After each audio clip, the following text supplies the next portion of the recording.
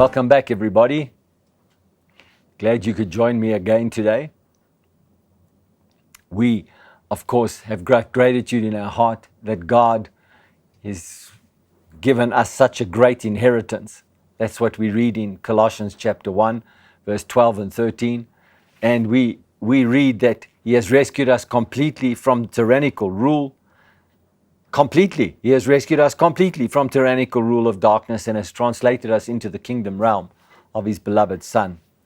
And I've read to you, so above all, Matthew 6:33, constantly chase after the realm of God's kingdom and the righteousness that proceeds from Him, that all these less important things will be given to you abundantly. Everything that God gives to us is abundant. He never withholds stuff. He always wants us to have whatever He's got abundantly. We just have to believe His word. We have to trust Him. We've got to count on His word, that His word is real, that His word is true.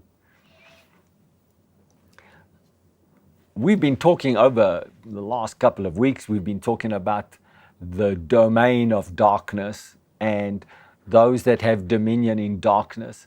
Well, we've also been talking about the domain of God and the kingdom of God, that is His king in which He has the dominion. That's kingdom. And so if we seek first His way of doing things, His kingdom, His way of doing things, then all these things will be getting added unto us abundantly. I want to read to you from the Message translation, Matthew 6:32 to 34. Just so that we can launch off this. People who don't know God, remember the dark kingdom, they don't know God. People who don't know God and the way He works fuss over these things. What things? What we're going to eat, what we're going to drink, what we're going to wear, where we're going to live, all the stuff that we need. They fuss over these things, the people who don't know God. But you know both God and how He works. If you're watching this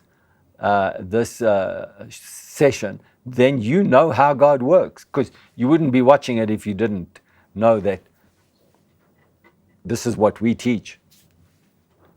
Steep your life in God reality.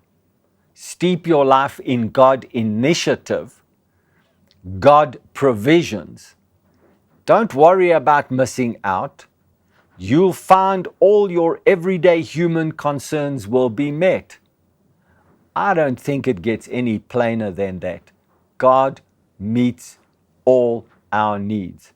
And then, of course, verse 34, give your entire attention to what God is doing right now. In other words, don't worry about tomorrow. Don't worry about the next day. Give all your attention to what God is doing right now. And don't get worked about what may or may not happen tomorrow. God will help you deal with whatever hard things come up when the time comes. We spend so much of our time planning, compensating, trying to mitigate, trying to make sure that bad things don't happen to us, or at least if things happen to us, we have some measure of control over whatever could come our way. We spend our lives trying to make sure that nothing is out of our control. Or if there's something that happens to us that is just it's not great, it's not good, it's not helpful. If something happens to us, we spend our time trying to create space for us so that we've got time to manage. Well, again, that shows us that if we're trying to do that, we're trying to do God's job. That means we don't trust Him to do the job for us. This is our moment.